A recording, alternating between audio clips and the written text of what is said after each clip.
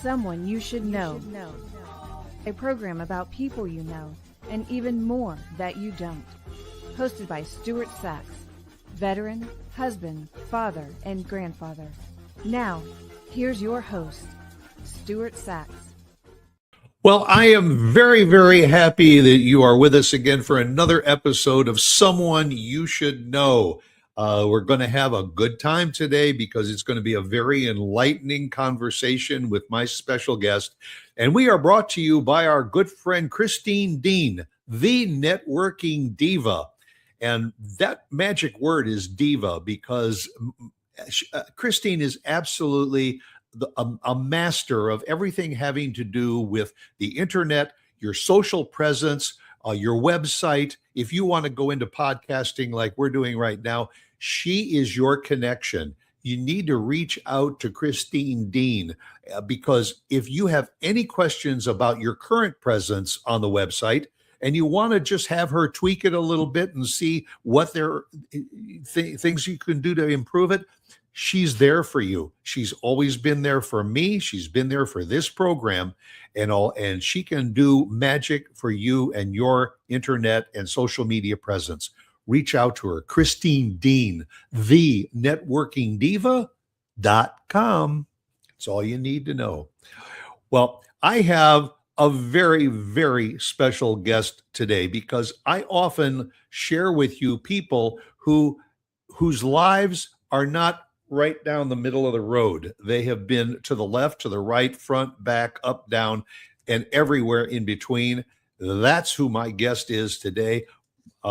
Mark Blacknell, I welcome you to the program. I am very, very excited to share a conversation with you. Well, thank you. I think that's a good explanation. Up, down, all right, all around, left, right, middle. I'd like to stay in the middle these days. You know. When I started reading about you, I said, this guy could have gone into 12 different directions. And in many cases, you have all at the same time. Well, that can be a negative too, you know. Well, now I'm going to start right off the bat by correcting you on something. I thank you for your service. You are a veteran of the U.S. Marine Corps. But in your bio information, it puts you down as a former Marine. And I was taught in the military that there is no such thing as a former Marine. I don't know who wrote that. Once a Marine, always a Marine. So you are a Marine veteran.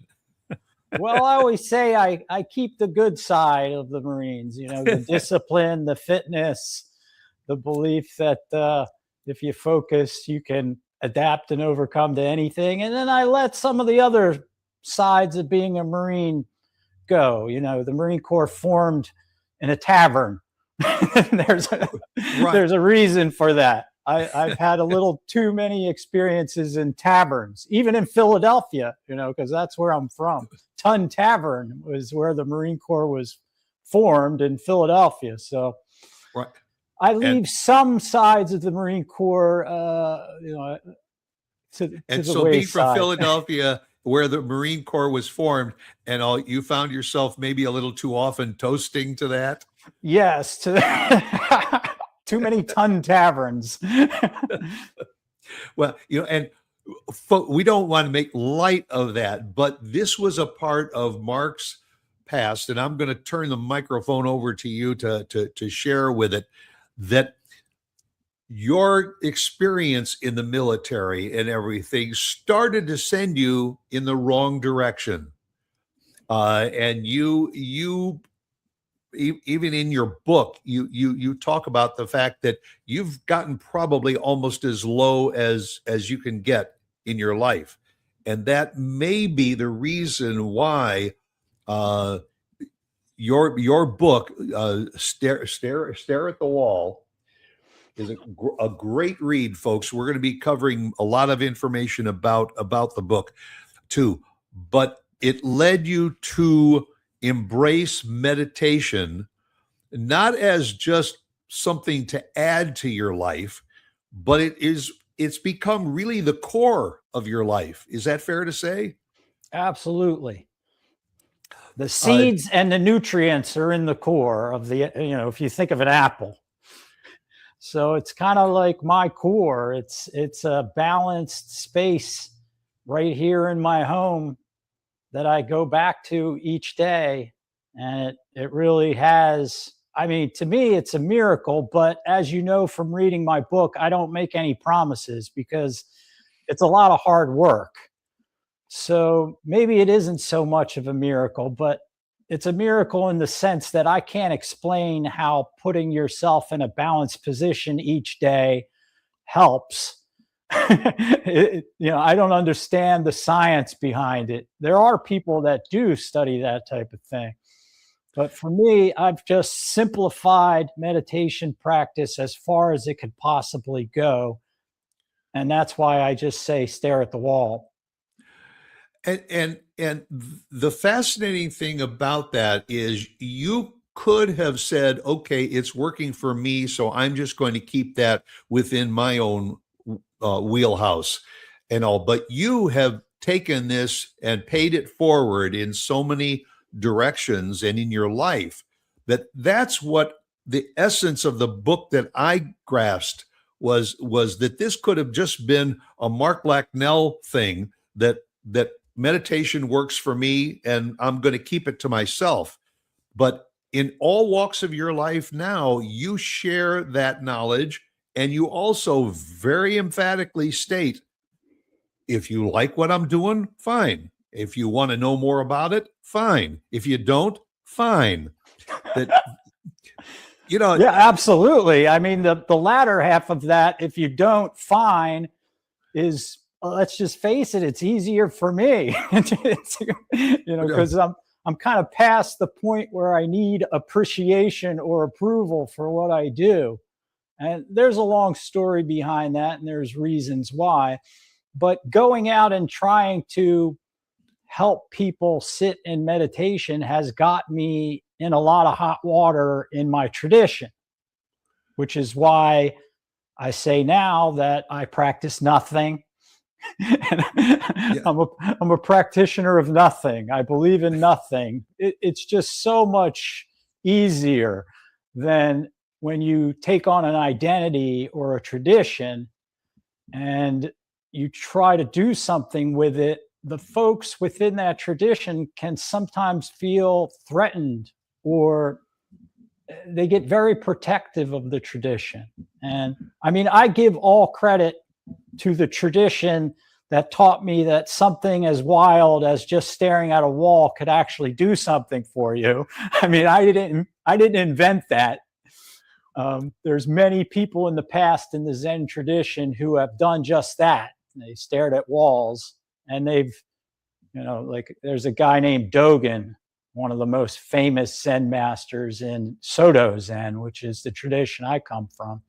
He wrote a book called the Shobogenzo, and basically he just said people who think that chanting and ritual and reading scripture are going to help them are off. They just need to stare at the wall. So I didn't invent this. I just picked up on the simplicity of the message, which was, cut out all the identity, cut out all the I'm a this, I'm a that, I'm enlightened, you're not type of thing. Don't guard the playground. Like a kid only becomes a bully if he's taught to be a bully. Kids are by nature pretty cool with life unless they're taught otherwise, unless their conditions dictate that. Yeah. So I didn't want to become that, and I don't want to pretend like I own some kind of secret or some ancient tradition that I need to guard. So I kind of stepped out of all of that, and it's gotten me in hot water with my tradition for sure, which is why I stepped out. But now it's nice to be free from all of that, to be quite honest. I was always thinking, what is my teacher, what is his assistant going to think about what I'm doing? I mean, it was always part of my thinking, and I realize now that was not healthy. In the simplest form, how would you define the word meditation? For me, I always go back to, the planet Earth. We have to go back in time a little. It doesn't matter whether you believe God created this situation or it emerged out of the universe in some sort of evolutionary unfolding. The bottom line is that the sun and the earth are perfectly balanced. They're the perfect distance from one another. They're the perfect size star and planet. They're the perfect age. So everything we see before us right now, including us, even your microphone, it all comes from that original equilibrium where the sun and the earth, out of this vast, dark, chaotic, violent universe, formed a relationship with one another, a balanced relationship with one another. And not to get too deep or anything, and not to say who set those conditions or what. I don't get into any of that. I just say everything we see before us is a result of balance. Even our perception that the planet or one another or other people are imbalanced and we're headed towards some fiery apocalypse. I mean, a lot of people are feeling that these days, and it resurfaces in certain religions and certain sectors of society over thousands of years. People have been saying the world is ending. But my point is to even have the ability to say that the world is coming to an end, the world is still balanced enough for that to happen. Right. So beyond all this chaos and uncertainty and change is nature's balance. So all the meditation position is getting into the most balanced position a human being can get into physically getting into a balanced position. Your hands are a certain way, your legs are a certain way, your shoulders, your head centered as best as you can.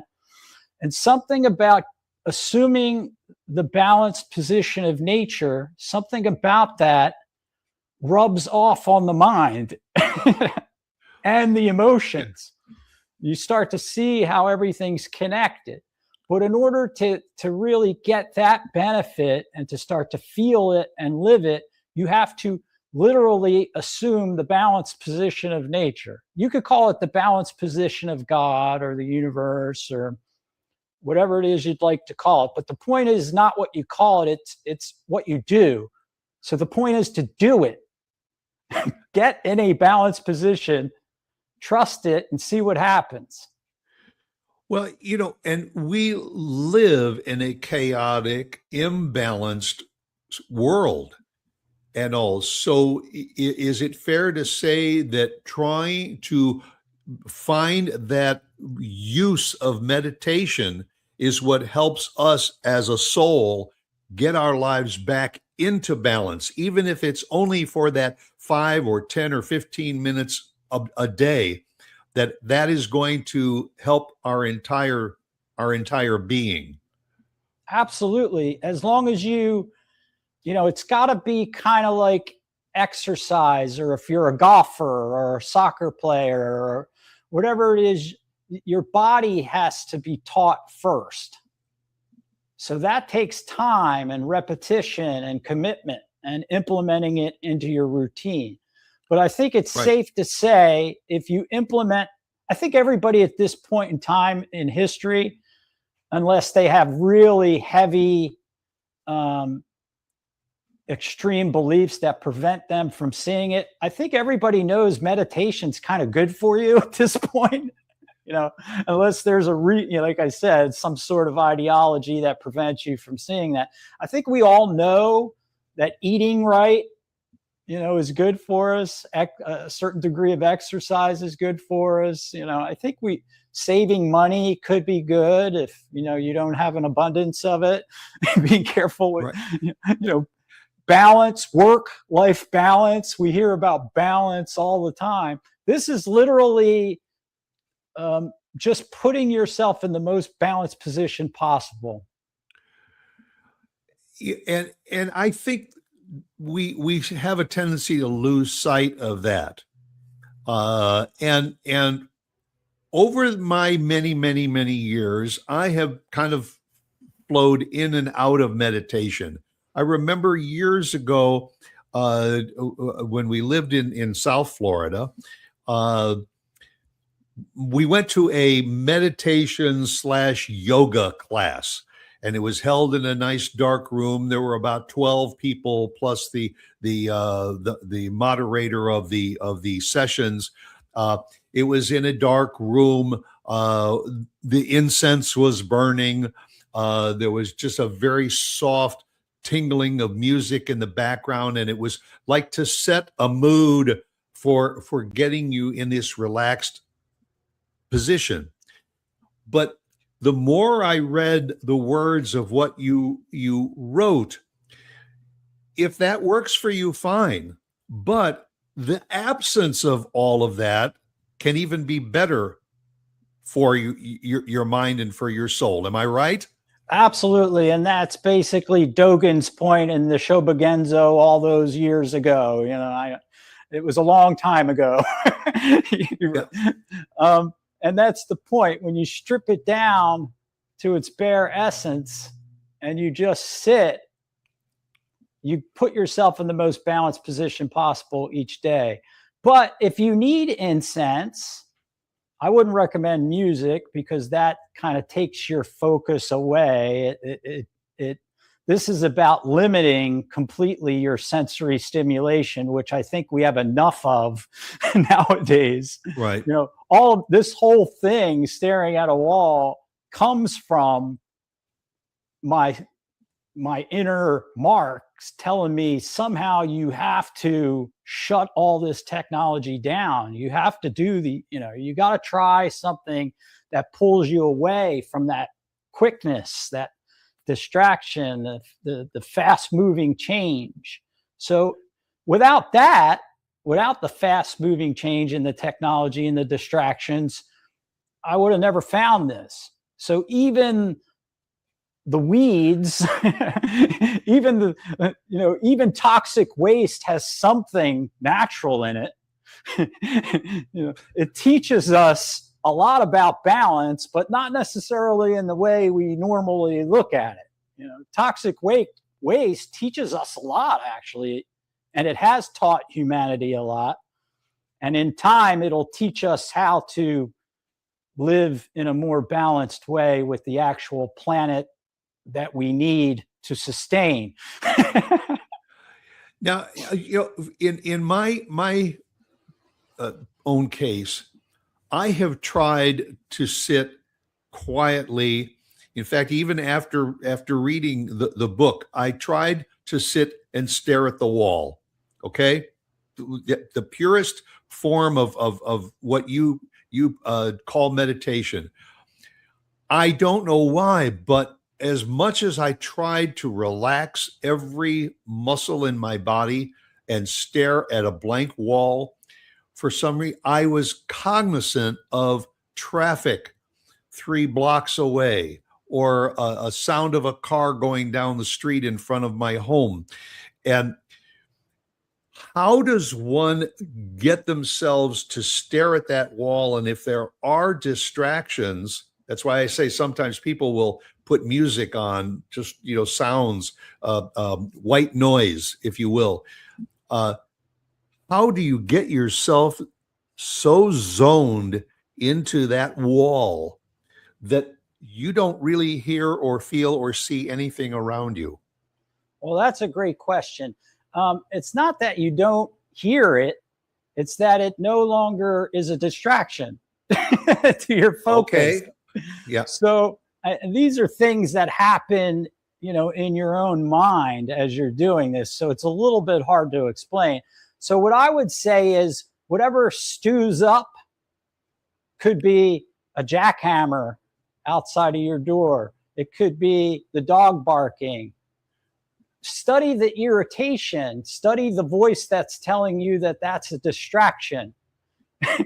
Whatever comes up, you're not trying to relax necessarily. You're not trying to focus. You're not trying to do anything. You're just watching how you operate. And that's it. And you try to do it at first.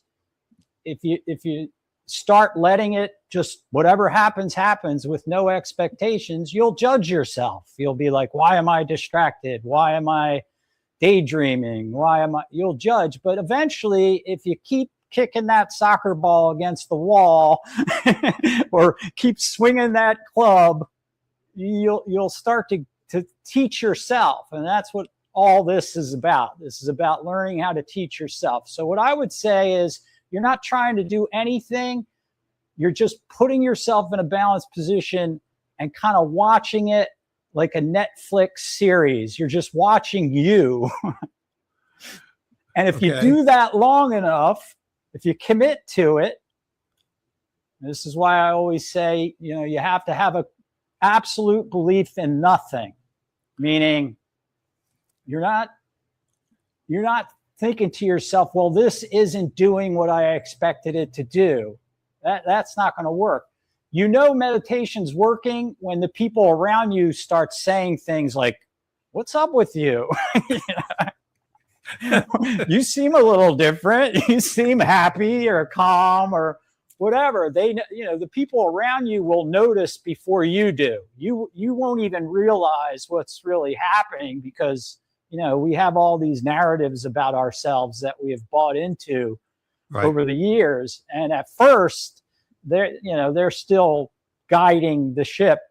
But in time, all I can say is just keep watching yourself. Believe in balance. You don't have to believe in meditation. Believe that your food comes from nature's abundance and balance, that your air comes from nature's balance, that that everything that exists comes from this perfect balance. And sooner or later, if you put your body in that position, it'll convince you that, holy crap, I am balanced. Yeah. But all these things convinced me that I wasn't, but look, I can get my imbalanced world back into balance. Well, don't try. Just watch it. Yeah. Stareatthewall.org is the website. And for those that are watching and listening, please visit that website to learn a little bit more about how you can make meditation part of your life. Meditation used to be something that only those people that were a little bit off center kind of got into and all. But I have learned, especially as I've gotten older, that meditation is something that everyone really should take advantage of, whether it's 3 minutes out of your day every day or 5 minutes or 10 minutes if you can. But that just like you find time to eat, you find time to exercise, you find time to go to work out, whatever, to find the time to just be inside yourself for that moment to take those deep breaths and to just relax and just zone out the rest of the world. And as we're scrolling through your website, we're finding things like, this is a gentleman that was on death row in Florida that has benefited from the words of Mark, Blacknell. And there, I don't think there's any limit to who can take advantage of meditation. That's I think a key issue about it. And as we scroll even further down on the website, it points out some of the areas that you are sharing your work with. There you are with facial hair. But here, right there, when you stop and I looked at this part of your website a few times, because working with individuals and organizations, look over there on organizations, senior communities, prisons, schools, sports teams, What a variety. 4 items there that are completely unrelated and all, and about as different as can be. But what you have to offer them is helpful to each and every one of them, and to individuals also. Well, this kind of evolved out of staring at the wall, which I think is the greatest thing about it. I didn't go out trying to serve my community. I mean, we all want to fit into our community and have some sort of niche in the world that I think we all want to help. But this was different. This it was kind of like I planted the seed, I put myself in a balanced position, and then this is all the fruit of my commitment to that routine. And I think that's the coolest part about it. You don't have to work so hard to kind of have a purpose. If you plant yourself and you let your seed grow, you're going to produce some fruit, but not if you're saying in 1 year, I want to produce enough fruit to, operate a small farm and make a living. It doesn't work that way. And when you try to force the seed into producing, you're going to have trouble. Something's going to go wrong eventually. So it takes some patience. Each person's different. But I usually say, hey, stare at a wall for a year or two, plant that seed, and then you'll start to see that you're bearing fruit. And then it'll create these cool, interesting opportunities for you. And you don't need to force it. And you can know you have your niche and your purpose. And then even when you're sitting around doing nothing, you can find value in it. So you're not always pressuring yourself to succeed or to, I think everything in the natural world and the whole universe has a purpose.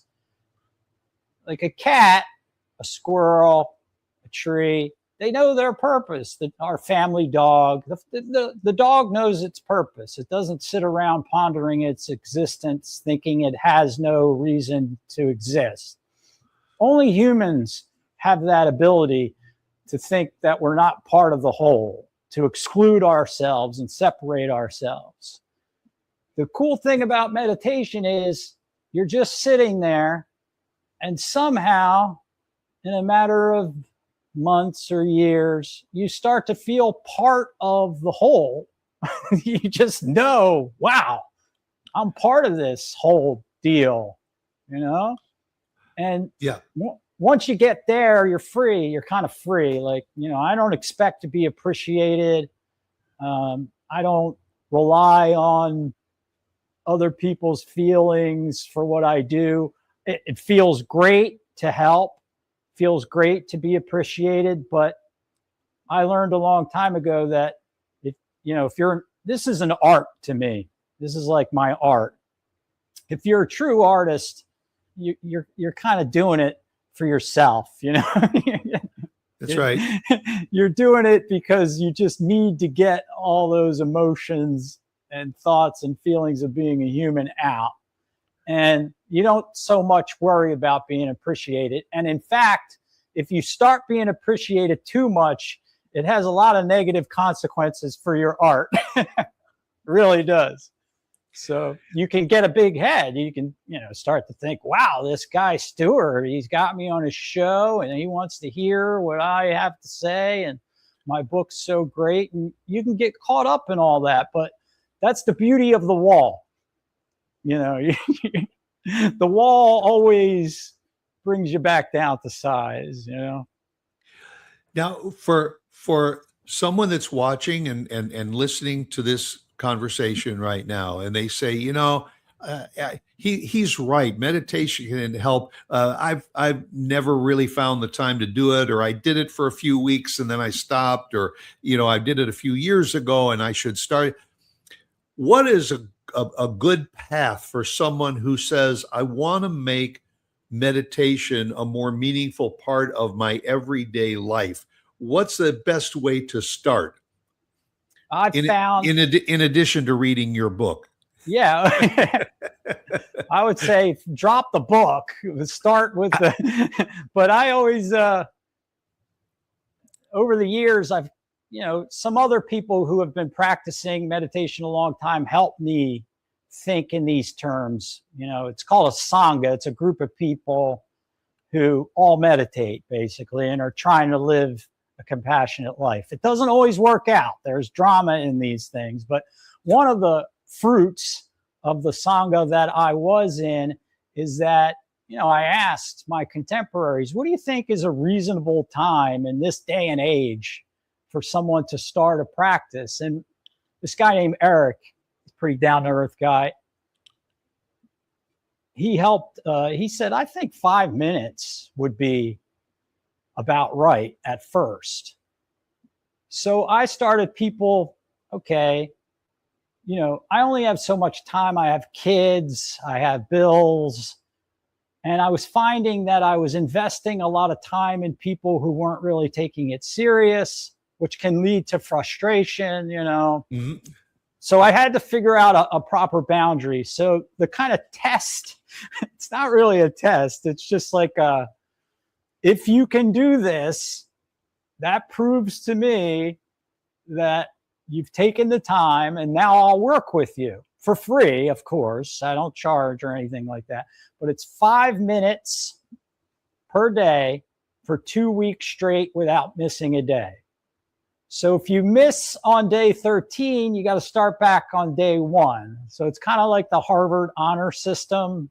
You got to, and I haven't had anyone that lied to me that I'm aware of, because there would be no point. You're just cheating yourself if you lie. But if you can do 5 minutes per day for 2 weeks straight, then you actually have a meditation routine established. You've planted the seed and it's starting to grow, and I'll work with you. Now, I've had people as much as 3 years after I've offered that to them, call me or email me and say, okay, I did my 2 weeks. I met you in a restaurant 3 years ago in Palm Bay. I'm like, I don't remember the person, but they remembered. They planted, I planted the seed of meditation in them. It's up to them to drop themselves and actually plant themselves. But I can plant the idea, and the idea is that meditation's pretty amazing, pretty good for you if you stick with it and don't expect too much from it. You can't have unrealistic expectations. Meditation's about seeing for me, it was, okay, I got an alcohol problem, dude. You got kids. You got to address this. You got to get some substance abuse counseling. You got PTSD heavily, man. You need to go to therapy. You need to try medication. I often say that if you have a legitimate mental illness, medication and meditation are very similar words, and they go together really well. But just like meditation, when you go for mental health treatment and you're being prescribed medication, you have to stick with it to find the right combination. It's kind of like a spiritual practice in its own right. It took me over a year.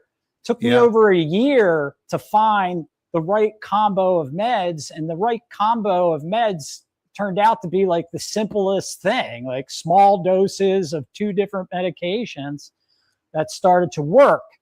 And the good thing about having a qualified mental health professional that you kind of gel with is they get to know you, and they can see when you start thinking more balanced, and they know it's the meds.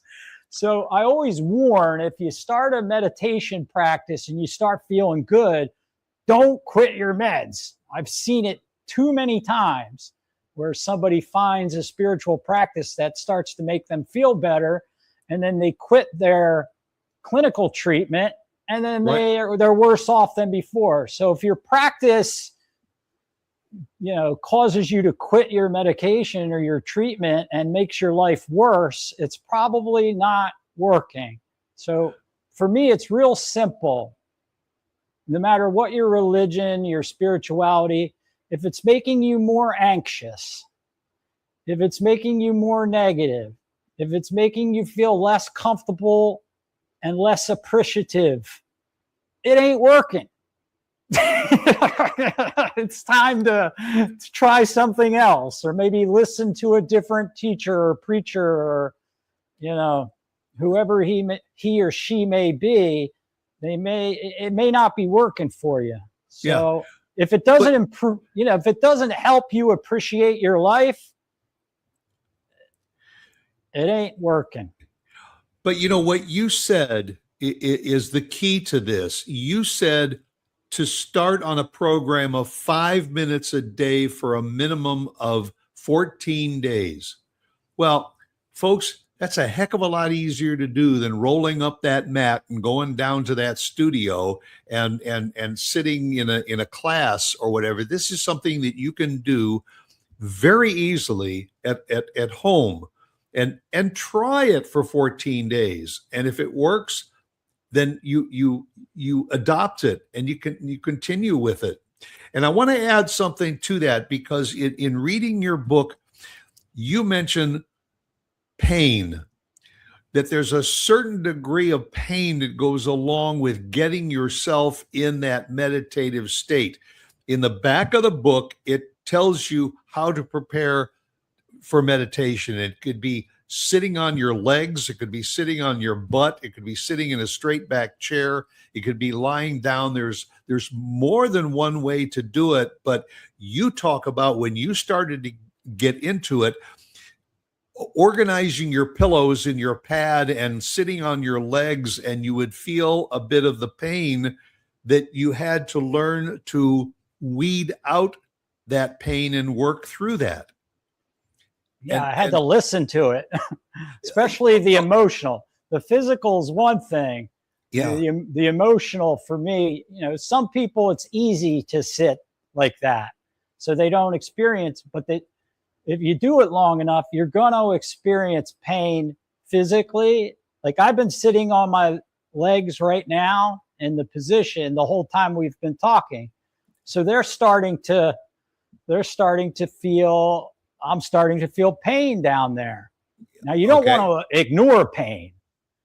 You want to, in typical circumstances, you want to focus on it. You really want to get into it. And for me, I say it in the book, it's hard to explain, but your pain will start talking to you. It'll start telling you what it needs and where it comes from. If you can calmly, in a balanced position, take a look at it. And that's what this is all about. Because everybody who goes to meditation does it because they're suffering.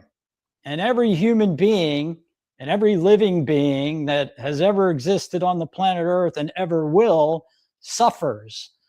In today's day and age, I think humans have always been hard on one another, and hard on the natural world, especially. But when you face your own pain and you realize, no matter how great your life's going, that you're still suffering and you're going to get old and sick and die, and everything is real is not going to be here forever. And even the planet and the sun are not going to last forever. It's a pain. It's something we all have in us. So this little dread, no matter how happy we are. And this is about accepting that in yourself and being a little easier on yourself, so that you don't express your pain out in the world. Like I was just having this conversation with someone, and I said, the worse I feel, like the more imbalanced and bad I feel, or depressed, or whatever you want to call it, the better I treat people. That's the balance of meditation coming out. I don't want to spread my pain to anyone else, because that's just going to make me hurt even more.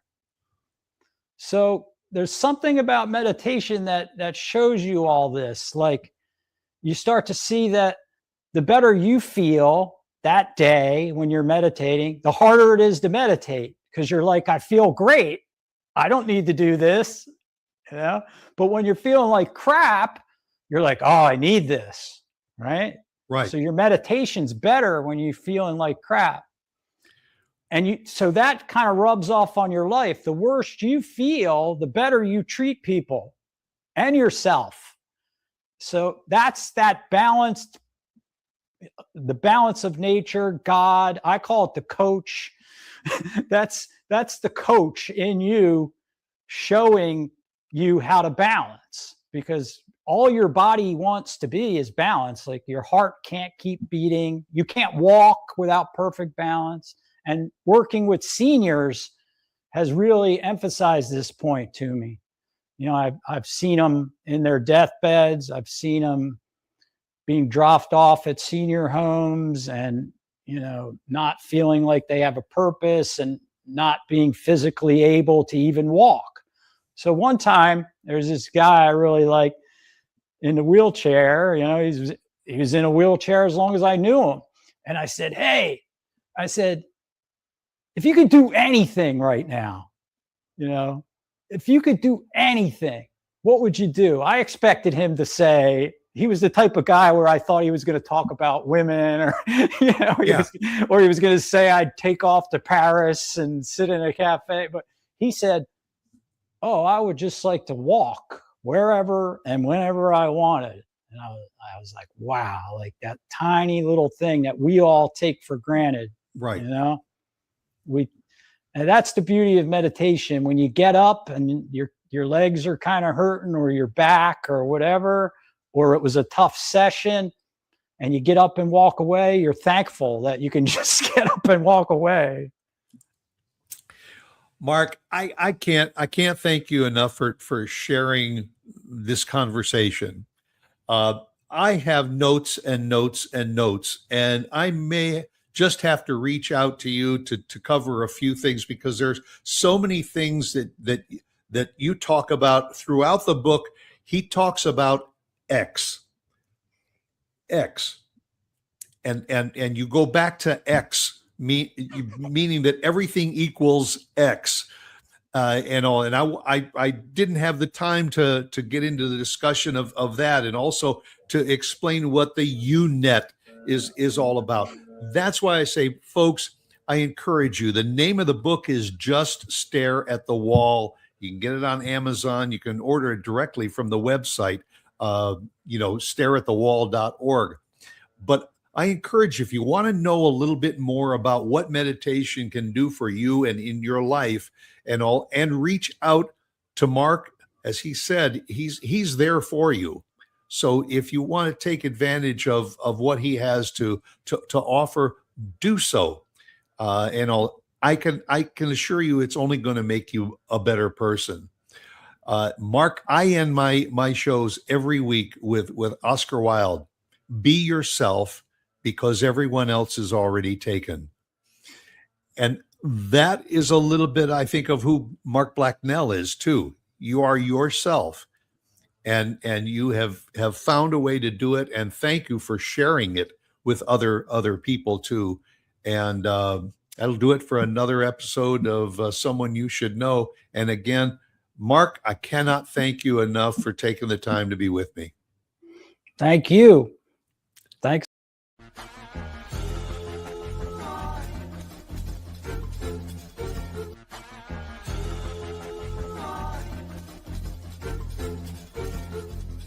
Someone You Should Know.